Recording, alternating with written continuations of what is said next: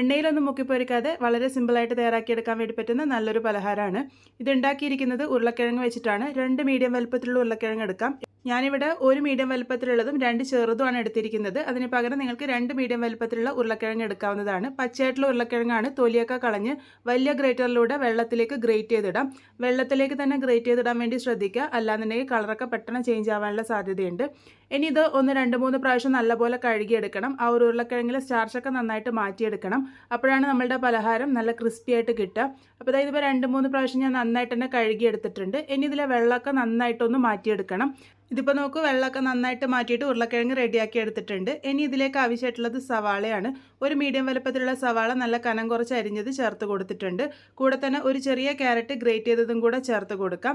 ഇനി ഇതിലേക്ക് എരിവിന് പാകത്തിന് 1 ടീസ്പൂൺ ചില്ലി ഫ്ലേക്സും 1/2 ടീസ്പൂണോളം ഉപ്പും ചേർത്ത് കൊടുത്തിട്ടുണ്ട്.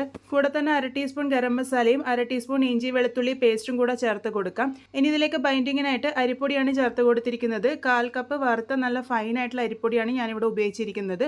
അതും കൂടെ ചേർത്ത് നല്ലപോലെ തന്നെ ഒന്ന് മിക്സ് ചെയ്തെടുക്കാം.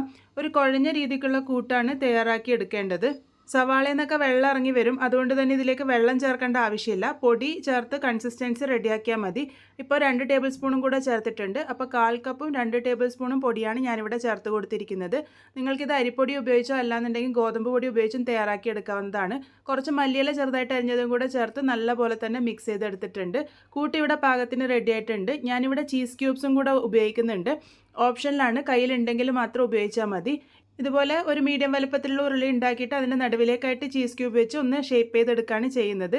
ചീസ് ഇല്ലാന്നുണ്ടെങ്കിൽ പനീർ വെച്ചിട്ട് നിങ്ങൾക്കിത് ട്രൈ ചെയ്ത് നോക്കാവുന്നതാണ്. ഇനി ഇതൊന്നും ഇല്ലെങ്കിൽ ഒഴിവാക്കിയിട്ട് ട്രൈ ചെയ്യാവുന്നതാണ്. ഇതിപ്പോൾ നോക്കൂ, ഈ ഒരു രീതിക്ക് ഞാനിവിടെ തയ്യാറാക്കി എടുത്തിട്ടുണ്ട്. ഇതേപോലെ തന്നെ ബാക്കിയുള്ളതൊക്കെ റെഡിയാക്കി എടുക്കാം. എണ്ണയിലൊന്നും മുക്കി പൊരിക്കാതെയാണ് ഇതിവിടെ തയ്യാറാക്കി എടുത്തിരിക്കുന്നത്. അതിനായിട്ട് ഉണ്ണിയപ്പ ചട്ടിയാണ് ആവശ്യമായിട്ടുള്ളത്. ഉണ്ണിയപ്പ ചട്ടിയിൽ ഒരല്പം എണ്ണയൊന്ന് ആക്കി കൊടുക്കുക. അതിനുശേഷം ഈ ഓരോ ഉരുള ഓരോ കുഴിയിലേക്കായിട്ട് വെച്ച് കൊടുക്കുക. വളരെ കുറച്ച് എണ്ണ മാത്രമേ ആവശ്യമുള്ളൂ. ഇനി എണ്ണ വേണ്ടാന്നുണ്ടെങ്കിൽ ഒഴിവാക്കിയാലും കുഴപ്പമൊന്നുമില്ല. ഇത് നോൺ സ്റ്റിക്ക് ആയതുകൊണ്ട് തന്നെ പറ്റിപ്പിടിക്കുകയൊന്നുമില്ല. മീഡിയം ടു ലോ ഫ്ലെയിമിൽ വെച്ചിട്ട് വേണം കുക്ക് ചെയ്യാൻ വേണ്ടിയിട്ട്. ഞാനിതിൻ്റെ മുകളിലേക്കും കൂടെ കുറച്ച് എണ്ണയാക്കി കൊടുത്തിട്ടുണ്ട്. അടച്ചു വെച്ച് കൊടുക്കാം. ഒരു ഭാഗം നന്നായിട്ട് ഒന്ന് മൊരിഞ്ഞ് വന്നതിന് ശേഷം നമുക്കിത് തിരിച്ചു കൊടുക്കാം. അങ്ങനെ ചെറുതായി തിരിച്ചും മറിച്ചൊക്കെ ഇട്ട് മീഡിയം ടു ലോ ഫ്ലെയിമിൽ വെച്ച് എല്ലാ ഭാഗവും നല്ലൊരു ഗോൾഡൻ ബ്രൗൺ കളർ ആകുന്നത് വരെ വേണം ഇത് കുക്ക് ചെയ്തെടുക്കാൻ വേണ്ടിയിട്ട്. ഇതുപോലെ ഇടയ്ക്കിടയ്ക്ക് തിരിച്ചു കൊടുക്കാൻ വേണ്ടി മറക്കരുത്. എങ്കിൽ മാത്രമേ എല്ലാ ഭാഗവും ഒരേപോലെ മൊരിഞ്ഞ് കിട്ടുള്ളൂ. അപ്പോൾ അതായത് ഇതിപ്പോൾ ഞാൻ തിരിച്ചും മറിച്ചൊക്കെ ഇട്ട് എല്ലാ ഭാഗവും നന്നായിട്ട് തന്നെ ഫ്രൈ ചെയ്തെടുക്കുന്നുണ്ട്. ഇതുപോലെ നല്ലൊരു ഗോൾഡൻ ബ്രൗൺ കളർ ആകുമ്പോൾ നമുക്കിത് മാറ്റിയെടുക്കാം. ഇതിപ്പോൾ പാകത്തിന് റെഡി ആയിട്ടുണ്ട്. ഇതേപോലെ തന്നെ ബാക്കിയുള്ളതൊക്കെ റെഡിയാക്കി എടുക്കാം.